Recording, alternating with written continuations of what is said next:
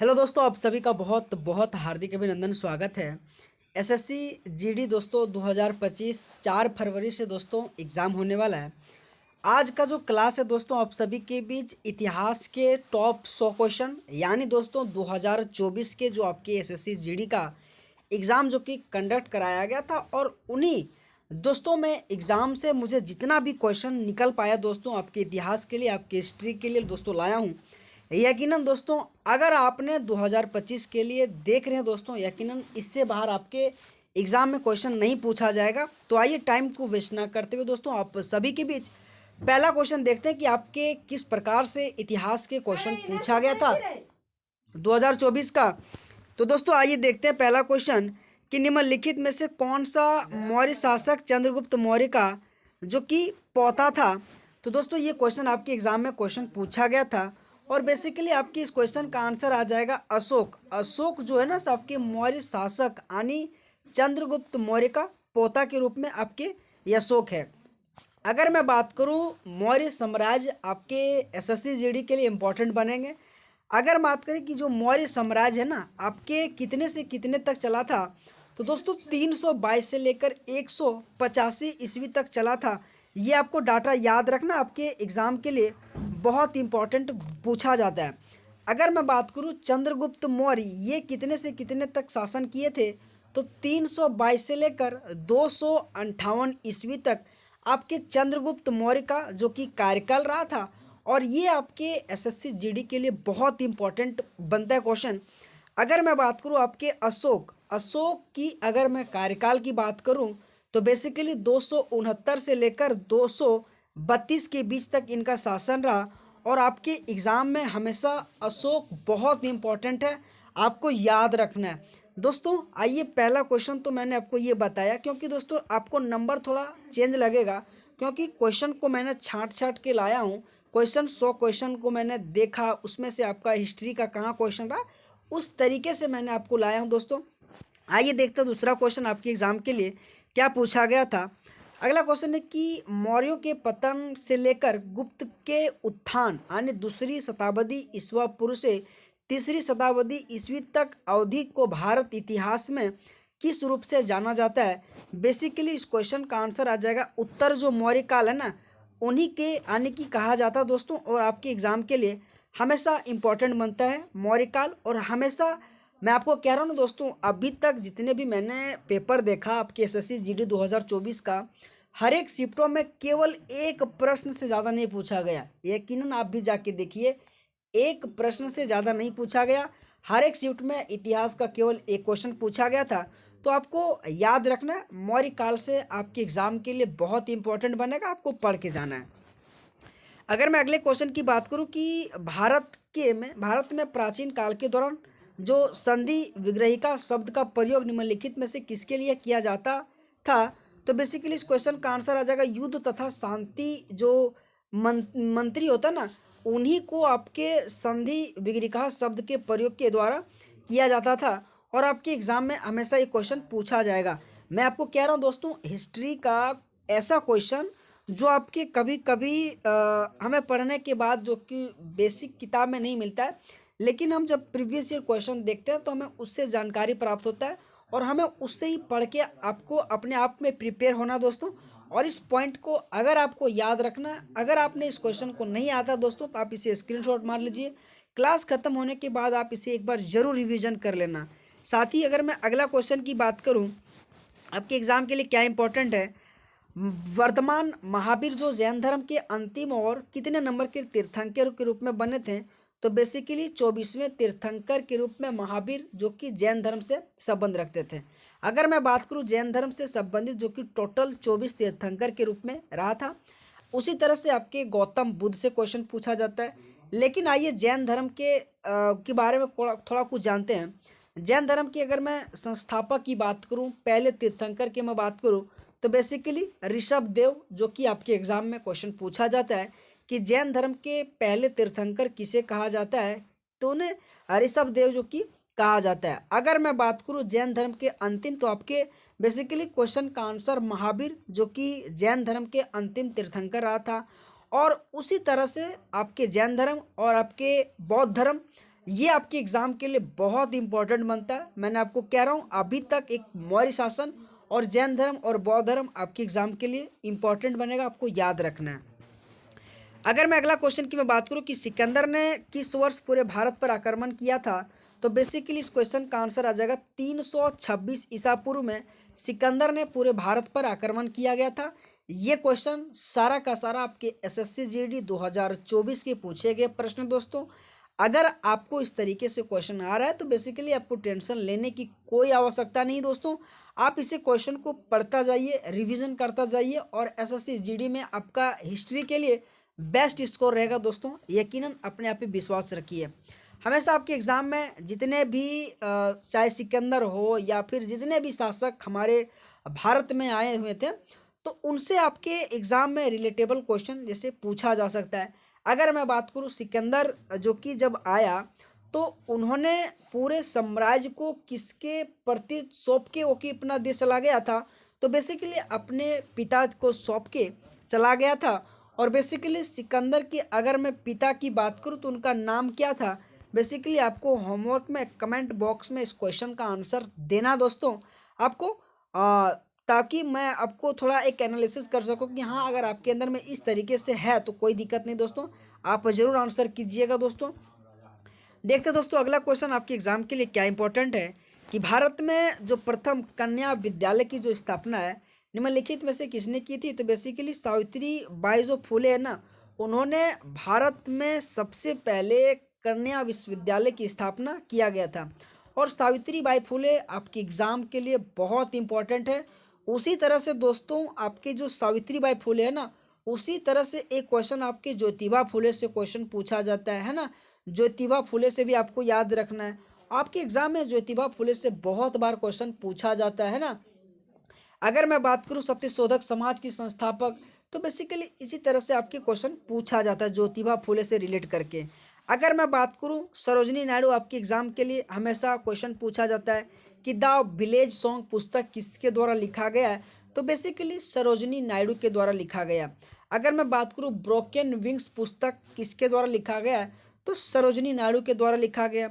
अगर मैं बात करूं गोल्डन थ्रेशोल्ड, ये तीन नाम आपके एसएससी जीडी के लिए बहुत इंपॉर्टेंट है। बेसिकली सरोजनी नायडू से आपको ये तीन नाम आपके एग्जाम के लिए याद रखना।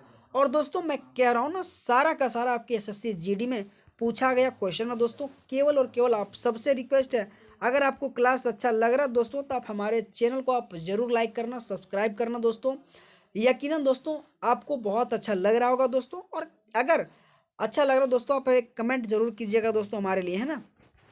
अगला क्वेश्चन देखते हैं कि 1881 की जो जनगणना जो 17 फरवरी 1881 को किसके द्वारा कराया गया था, दोस्तों इस क्वेश्चन का आंसर आ जाएगा WC यानी कि प्लोडेन के द्वारा 17 फरवरी 1881 को जनगणना कराया गया था।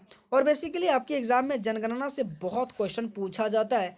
बेसिकली सेंसस 2011 आपके एसएससी जीडी के लिए बहुत इंपॉर्टेंट है दोस्तों। अगला मैं आपके लिए क्लास लाऊंगा सेंसस 2011 जो जनगणना है, ठीक है।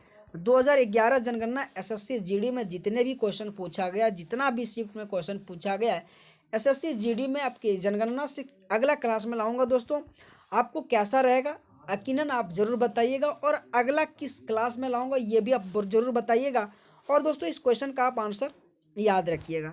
साथ ही मैं अगर अगला क्वेश्चन की बात करूं, अगला क्वेश्चन आपके एग्जाम में क्या पूछा गया था कि 1930 में महात्मा गांधी के नेतृत्व में हुए दांडी मार्च किस ब्रिटिश नीति के खिलाफ एवं महत्वपूर्ण विरोध था। बेसिकली जो नमक कर है ना, उन्हीं के लिए 1930 में महात्मा गांधी ने नेतृत्व जो कि दांडी मार्च किया था। अगर मैं बात करूं जो दांडी मार्च है ना, ये कहाँ से कहाँ तक शुरू हुआ था, बेसिकली दोस्तों ये साबरमती से शुरू हुआ था और जो कि आपके दांडी तक जो कि पहुंचा था। अगर मैं बात करूं इनकी स्थापना आपके एग्जाम में क्वेश्चन पूछा जाता है, तो बेसिकली आपको याद रखना बेसिकली 12 मार्च से लेकर 6 अप्रैल 1930 तक जो कि 70 सहयोगियों के द्वारा जो कि इसका दांडी मार्च जो कि किया गया था। और आपके एग्जाम के लिए हमेशा महात्मा गांधी से क्वेश्चन पूछा जाता है और इस तरीके से आपको याद रखना है। अगर मैं अगले क्वेश्चन की मैं बात करूं कि भारत में जो रॉलेट एक्ट जो किस वर्ष पारित किया गया था, 1919 में भारत में जो कि रॉलेट एक्ट को पारित किया गया था। अगर मैं बात करूं, रॉलेट एक्ट आपके एग्ज़ाम के लिए इम्पोर्टेंट बनता है। और इसी तरह से आपके जलियांवाला बाग हत्याकांड आपके जो 13 अप्रैल 1919 को जो हुआ था दोस्तों, ये भी आपको पॉइंट याद रखना है कि 13 अप्रैल 1919 को जलियांवाला बाग हत्याकांड हुआ था। और इसी जलियांवाला बाग हत्याकांड से क्वेश्चन पूछा जाता है कि जो जनरल डॉयर है ना, उन्होंने जो इतना ज़्यादा हत्या किया था, तो उनको बाद में किसके द्वारा मारा गया था?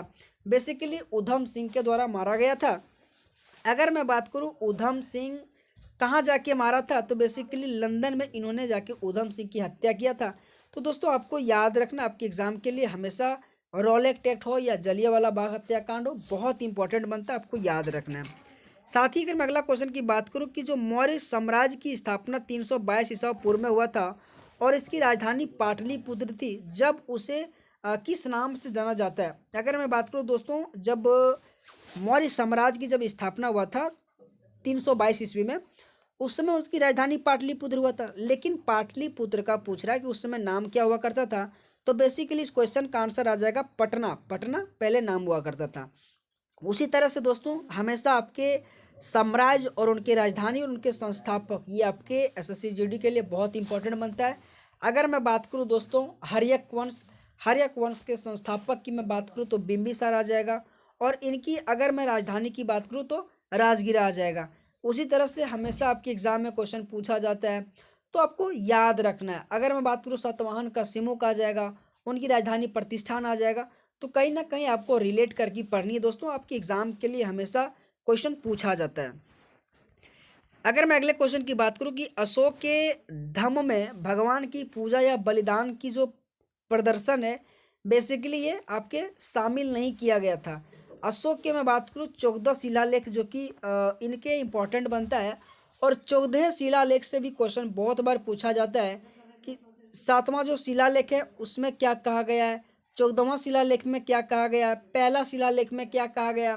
तो उस तरीके से आपके क्वेश्चन पूछा जाता है। अगर मैं बात करूं अशोक के जो पहला शिलालेख हुआ था, उसमें यह कहा गया कि स्वतंत्र जो पूरे प्रजा है, यानी पूरे जितने भी सो मेरे प्रजा हैं, तो इस तरीके से आपके अशोक से क्वेश्चन पूछा जाता है। हमेशा याद रखना 14 शिलालेख है और 14 शिलालेख को आपको पढ़ लेनी है, आपके एसएससी जीडी के लिए इंपॉर्टेंट बनेंगे दोस्तों। अशोक जो कि मौर्य जो कि शासक के रूप में जो था, जो आपके 369 से लेकर 322 के बीच में उन्होंने शासन किया। तो आपको याद रखना है, आपके एग्जाम के लिए अशोक बहुत इंपॉर्टेंट बनेगा क्वेश्चन। अगला क्वेश्चन है कि विधवा पुनर्विवाह संघ जो 1861 में संस्थापक थे, बेसिकली इस क्वेश्चन का आंसर आ जाएगा महादेव गोविंद रानाडेव। बेसिकली विधवा पुनर्विवाह संघ 1861 के संस्थापक थे। और इस पॉइंट को आपको याद रखना, आपके एग्जाम के लिए विधवा पुनर्विवाह बहुत इंपॉर्टेंट बनता है। अगर मैं बात करूं दोस्तों, उसी प्रकार से आपके एग्जाम में लॉर्ड विलियम बेंटिंक से क्वेश्चन पूछा जाता है, जो राजा राम मोहन राय के सहयोग से आपके क्या बोलता है सती प्रथा को खत्म किया गया था। आपके एग्जाम के लिए इस तरीके से क्वेश्चन पूछा जाता है, आपको याद रखना है। अगर मैं अगले क्वेश्चन की बात करूं कि गौतम बुद्ध ने अपने रास्ता खोजने के लिए फैसला किया और बिहार के बोधगया में किस पेड़ के नीचे कई दिन तक ध्यान किया था, तो बेसिकली पीपल पेड़ के नीचे गौतम बुद्ध ने अपना ज्ञान को प्राप्त किया था। और मैंने कहा ना दोस्तों, आपके एग्जाम में गौतम बुद्ध हो या महावीर स्वामी, इनसे संबंधित क्वेश्चन बहुत बार पूछा जाता है। अगर मैं बात करूं दोस्तों बौद्ध धर्म से संबंधित आपके गौतम बुद्ध से आपके एग्जाम में क्या क्या क्वेश्चन पूछा जाता है, आइए थोड़ा डिस्कशन करते हैं। अगर मैं बात करूं दोस्तों, जब गौतम बुद्ध की मृत्यु हो गया तो उन्हें क्या कहा गया है, तो महापरिनिर्वाण कहा गया। दोस्तों आप जाके क्वेश्चन उठा के देख लीजिएगा, अगर इस तरीके से क्वेश्चन नहीं पूछा गया तब हमें कहिएगा। अगर दोस्तों मैं बात करूं, जब गौतम बुद्ध ने पहला उपदेश दिया तो उस उपदेश को क्या कहा गया था, तो बेसिकली धर्म चक्र परिवर्तन कहा गया था। और ये भी पॉइंट आपके एग्जाम में बहुत इंपॉर्टेंट बनता है। अगर मैं बात करूं कि जो पहला उपदेश गौतम बुद्ध ने दिया था, सो सारनाथ एक स्थान है, वहां दिया गया था। अगर मैं बात करूं गौतम बुद्ध से संबंधित हमेशा बहुत इंपॉर्टेंट क्वेश्चन बनता है, जब घर को उन्होंने छोड़ के जब घर को त्याग दिया, बेसिकली उसे महाभिनिष्क्रमण भी कहा गया था। ये भी आपको पॉइंट याद रखना है। बेसिकली गौतम बुद्ध आपके एग्जाम के लिए बहुत इंपॉर्टेंट है, आपको याद रखना है। साथ ही में अगर अगला क्वेश्चन की बात करूं कि निम्नलिखित में से कौन मौर्य साम्राज्य का दूसरा शासक हुआ था। अगर मैं बात करूं, पहला चंद्रगुप्त मौर्य, दूसरा बिंदुसार, तीसरा अशोक, चौथा बृहद्रथ। मैं आपको यकीन बोल रहा हूं दोस्तों, आपके एग्जाम मौर्य साम्राज्य बहुत ही इंपॉर्टेंट है। एक बिंदुसार आता है और एक बिंबिसार आता है। कहीं ना कहीं बहुत ऐसे दोस्त हैं जो इन दोनों में कन्फ्यूजन हो जाता है। आपको बेसिकली चंद्रगुप्त मौर्य के बाद आपके बिंदुसार जो कि शासन के रूप में आया था, बिंबिसार तो आपके हर एक वंश के संस्थापक के रूप में रहा था। ये आपको ध्यान देना है, बिंबिसार नहीं लगाना, बिंदुसार लगाना, क्योंकि एग्जामिनर क्या करता है, बिंदुसार और बिंबिसार ऑप्शन में दे देता है ताकि बच्चा गलत करे। लेकिन आपको ध्यान रखना है, बिंदुसार इस क्वेश्चन का आंसर आ जाएगा, और जो कि हमेशा आपके एग्जाम के लिए इंपॉर्टेंट बनता है। अगला क्वेश्चन, शुंग द्वारा उपयोग की जाने वाली लिपि जो ब्राह्मी का एक प्रकार थी, इसका उपयोग भाषा के लिए किया जाता, तो बेसिकली सांस्कृतिक भाषा के लिए किया जाता था। आपके एग्जाम के लिए शुंग वंश बहुत इंपॉर्टेंट बनता है। अगर मैं बात करूं शुंग वंश की संस्थापक, तो आपको क्या होगा, आंसर जरूर कीजिएगा। तो शुंग वंश का बेसिकली पुष्यवती शुंग आ जाएगा, जो आपके एग्जाम में हमेशा क्वेश्चन पूछा जाता है। शुंग वंश के संस्थापक पुष्यमित्र शुंग हुआ, जो आपको याद रखना आपके एग्जाम के लिए इंपॉर्टेंट बनेगा। अगर मैं अगला क्वेश्चन की बात करूं, अगला क्वेश्चन आपके एग्जाम में क्या क्वेश्चन पूछा गया था कि निम्नलिखित में से किसे चंद्रगुप्त जो प्रथम है ना, उनकी पत्नी पत्नी का क्या नाम था। तो कुमार देवी आपके जो चंद्रगुप्त प्रथम है ना, उनकी पत्नी का नाम है, और ये आपके एग्जाम में क्वेश्चन पूछा गया था। बेसिकली आपको याद रखना है। देखिए ऑप्शन में क्या क्या दिया, कन्या कुमारी दे दिया, कन्या देवी दे दिया है, कुमारिनी कन्या दिया। तो आपको कहीं ना कहीं सही आंसर मारना, कंफ्यूजन नहीं होना, क्योंकि एग्जामिनर का काम है आपको गलत करवाना है। लेकिन आपको इस तरीके से पढ़ के जाना, क्योंकि अपने आप में सचेत रहना और सही आंसर मार के आना है।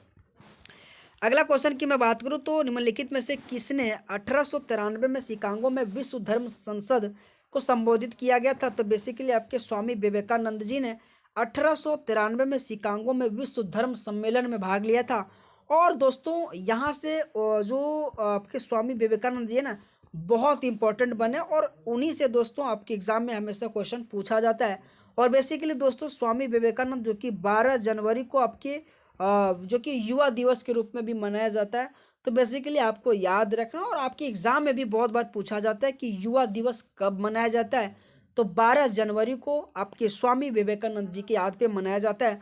आपको इस पॉइंट को याद रखना। शिकागो जो धर्म सम्मेलन हुआ था, उसमें से जो स्वामी विवेकानंद जी ने बहुत अच्छे भाषण दिया था, जिसके कारण से उसके नाम पे ताली बजाया गया, भारत के नाम के बीच में जो कि चर्चा हुआ था, और उनका वहाँ बहुत सारा नाम रोशन हुआ। तो उनसे आपके एग्जाम में बहुत क्वेश्चन पूछा जाता है। उसी तरह से स्वामी दयानंद सरस्वती की मैं बात करूं, तो आपके ये जो आर्य समाज के संस्थापक है, कि आपके दयानंद सरस्वती के जो कराया गया था। उसी तरह से राजा राम मोहन राय की मैं बात करूं, तो उन्होंने भी एक समाज की स्थापना किया गया था। दोस्तों मैं आपको सब क्वेश्चन कराऊंगा, आपको मेरे साथ केवल लगे रहना। आप सबसे रिक्वेस्ट है दोस्तों, अगर आपको क्लास अच्छा लग रहा है मेरे भाई, तो आप सबसे रिक्वेस्ट है आपको केवल लाइक जरूर करना दोस्तों, अगर आपको वीडियो अच्छा लग रहा है। और दोस्तों इस क्लास की अगर किसी ऐसे मेरे दोस्त की ज़रूरत है, तो आप ज़रूर उसे भेजना, ताकि दोस्तों 2024 के जितने भी एनटीपीसी एसएससी जीडी में क्वेश्चन पूछा गया, एक क्लास में दोस्तों सबको मिल सके। अगला क्वेश्चन है, जलियांवाला बाग हत्याकांड की जानकारी मिलने पर किसे अपनी नाइटहुड की उपाधि त्याग दिया था। बेसिकली दोस्तों रविंद्रनाथ टैगोर ने जलियांवाला बाग जब हत्याकांड हो गया, तो उसी को देखते हुए रविंद्रनाथ टैगोर ने अपना जो नाइटहुड की उपाधि को त्याग दिया था। और बेसिकली ये बहुत सारा मतलब बहुत ही मतलब दुर्व्यवहार घटना था, और इन्हीं कारण से जो रविंद्रनाथ टैगोर ने अपना त्याग दिया था। अगला क्वेश्चन की बात करो कि बारदोली जो सत्याग्रह निम्नलिखित में से किस वर्ष हुआ था। तो बेसिकली इस क्वेश्चन का आंसर आ जाएगा 1928 में आपके बारदोली सत्याग्रह हुआ था। और इस पॉइंट को आपको याद रखना, आपके एग्जाम के लिए बहुत इंपॉर्टेंट बनता है बारदोली सत्याग्रह। हमेशा कह रहा हूँ दोस्तों, जिस तरह से ये आपके सत्याग्रह हो गया, उसी तरह से आपके एग्जाम के लिए बहुत इंपॉर्टेंट बनता है कि चोरा चोरी कांड कब हुआ था। तो बेसिकली 1922 में हुआ था, आपको याद रखना है। अगर मैं बात करूँ ट्रेन एक्शन मूवमेंट की मैं बात करूँ, तो 1925 में हुआ था। तो कहीं ना कहीं इस तरीके से क्वेश्चन आपको याद रखना है। 1919 की बात करूँ, रोलेट एक्ट आया था। अगर बात करूँ 1924 में आपके हिंदुस्तान और सोशलिस्ट रिपब्लिकन जो उनकी स्थापना किया गया था। फिर जाके 1928 में हिंदुस्तान सोशलिस्ट रिपब्लिकन एसोसिएशन की स्थापना 1928 में किया गया था। कहीं ना कहीं दोस्तों आपके एग्जाम में ऐसे ही क्वेश्चन देखने को मिलता है और कई बार का क्वेश्चन पूछा जाता है। अगला क्वेश्चन है कि मौर्य साम्राज्य के जो सम्राट अशोक है ना, किस धर्म से संबंधित, बेसिकली बुद्ध धर्म से संबंधित है। और आपको याद रखना, और जो चंद्रगुप्त मौर्य आपके है ना, ये बेसिकली आपके जैन धर्म से संबंधित है, ये भी आपको पॉइंट याद रखना है। जो आपके मौर्य साम्राज्य के संस्थापक चंद्रगुप्त मौर्य है, आपको ये जाके जैन धर्म से शामिल हो गया था।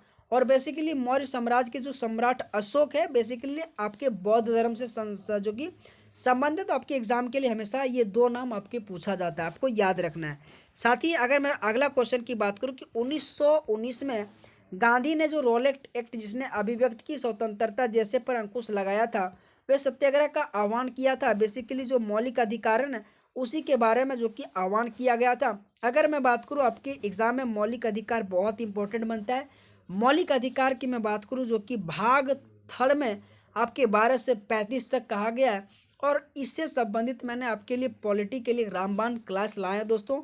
इस वीडियो के डिस्क्रिप्शन में पॉलिटी का लिंक दे दूंगा दोस्तों। अगर आपने नहीं देखे होंगे 2024 के जितने भी पॉलिटी क्वेश्चन पूछा गया है, उसके लिए एक धमाकेदार क्लास मैंने अपलोड किया हूँ। बहुत सारे ऐसे दोस्तों ने जो कि क्लास को देखा है, तो आप सबसे रिक्वेस्ट है इस क्लास हिस्ट्री और पॉलिटी ये दोनों देख लीजिएगा। उसके बाद स्टैटिक आ जाएगा। उसके बाद अगर मैं बात करूँ सेंसस से, मैं आपको क्वेश्चन दिला दूंगा एक अलग क्लास बना के, इकोनॉमिक्स, साइंस, और इन सभी क्लास दोस्तों मैं आपको करवा दूंगा। आपको टेंशन लेने की कोई आवश्यकता नहीं, केवल और केवल आपको क्लास लाइक करना है, सब्सक्राइब करना दोस्तों, और एक प्यारा सा कमेंट जरूर करना है। अगला क्वेश्चन, निम्नलिखित में से किस युद्ध जो कि लड़ाई का संबंध मंगल पांडे की फांसी दी गई थी।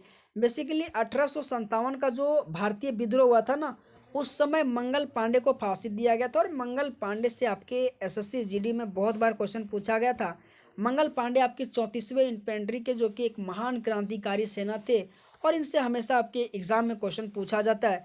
अगर मैं बात करूँ 1857 की क्रांति, बेसिकली आपके क्या बोल रखा कि जो गाय के चर्बी के और अभी जो क्या बोलता कतरुबे के कारण से हुआ था।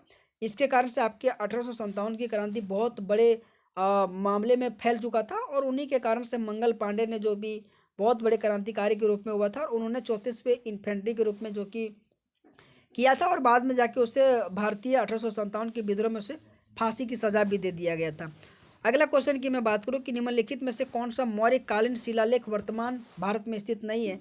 बेसिकली जो गांधार है ना, ये आपके शिलालेख भारत में नहीं स्थित है। बाकी बात ये सारे के सारे आपके भारत में स्थित है। आपको याद रखना दोस्तों, आपके एग्जाम के लिए इंपॉर्टेंट है।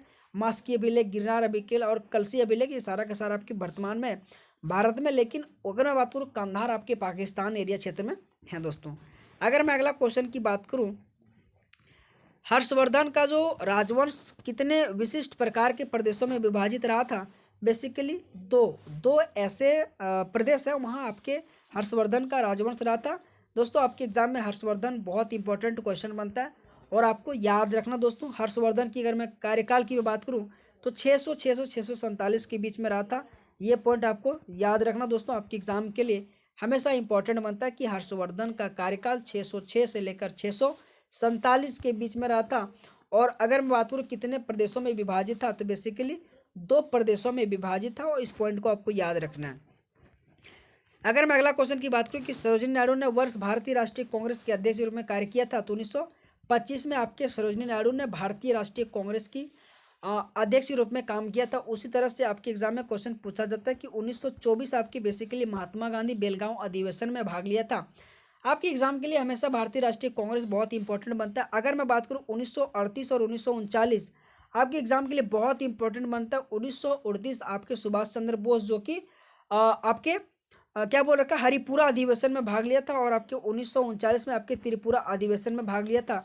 और इन्हीं के बाद जो कि सुभाष चंद्र बोस के बाद भारतीय राष्ट्रीय कांग्रेस के अध्यक्ष के रूप में आपके राजेंद्र प्रसाद जी ने भाग लिया था। और आपके एसएससी जीडी में इस क्वेश्चन को कई बार पूछा गया, आपको भी याद रखना है। अगर मैं बात करूं दोस्तों 1885 में आपके कोलकाता अधिवेशन बनारस में आपके बनारस में नहीं, बम्बई में आपके सबसे पहले जाके भारतीय राष्ट्रीय कांग्रेस की स्थापना किया गया था, जो कि डब्ल्यू.सी. बनर्जी द्वारा इसको किया गया था। और आपको याद रखना, इस तरह से क्वेश्चन आपके एग्जाम में हमेशा क्वेश्चन पूछा जाता है। मौर्य साम्राज्य की राजधानी की मैं बात करूँ तो पाटलिपुत्र। इस क्वेश्चन के बारे में बहुत डिस्कशन किया और बेसिकली मौर्य साम्राज्य अगर आप नहीं पढ़ के जा रहे तो बहुत कठिन चीज़ है दोस्तों, आपको पढ़ के जाना है। जलियांवाला बाग हत्याकांड के विरोध का परिणाम स्वरूप क्या था? बेसिकली रॉलेट एक्ट, जो कि जलियांवाला बाग हत्याकांड का एक बहुत बड़े विरोध था। और जलियांवाला बाग हत्याकांड, जितने भी हत्याकांड है, चाहे 1526 की मैं बात करूँ, आपके पानीपत के पहला युद्ध की मैं बात करूँ, 1764 आपके बक्सर की युद्ध की मैं बात करूँ, 1857 की बात करूँ तो आपके प्लासी का युद्ध हो जाता है। उसी तरह से दोस्तों आपके एग्जाम में हमेशा 1760 का आपके एग्जाम में पूछा जाता है, वांडी वॉस का युद्ध आ जाएगा। उसी तरह से 1761 की मैं बात करूँ दोस्तों, आपके पानीपत के तीसरा युद्ध आ जाएगा। अगर 1556 की बात करूँ तो पानीपत का दूसरा युद्ध आ जाएगा। तो दोस्तों आपके एग्जाम में हमेशा क्वेश्चन पूछा जाता है युद्ध से संबंधित, आपको याद रखना, क्वेश्चन आपके एग्जाम के लिए इंपॉर्टेंट बनेगा। अगला क्वेश्चन है, गांधी इरविन समझौता किस वर्ष हस्ताक्षर किया गया था? तो बेसिकली 1931 में गांधी इरविन समझौता किया गया था और आपके एग्जाम के लिए बहुत इंपॉर्टेंट क्वेश्चन पूछा गया। और 1931 में बाद में जाके दूसरा गोलमेज सम्मेलन भी जो कि हुआ था और उसमें महात्मा गांधी ने भाग लिया था। गौतम बुद्ध के संबंध में निम्नलिखित में कौन सा कथन सही है? बौद्ध धर्म के संस्थापक सिद्धार्थ, जिन्हें गौतम बुद्ध के नाम से जाना जाता है, जो लगभग 2500 वर्ष पहले हुआ था। गौतम बुद्ध एक छोटे गण से संबंधित है, जिसके शाक्य गण के नाम से जाना जाता है। दोस्तों इस क्वेश्चन का आंसर 1 और दोनों सही आ जाएगा, आपको याद रखना। गौतम बुद्ध, मैंने कहा ना, आपके एग्जाम के लिए बहुत इंपॉर्टेंट बनेगा।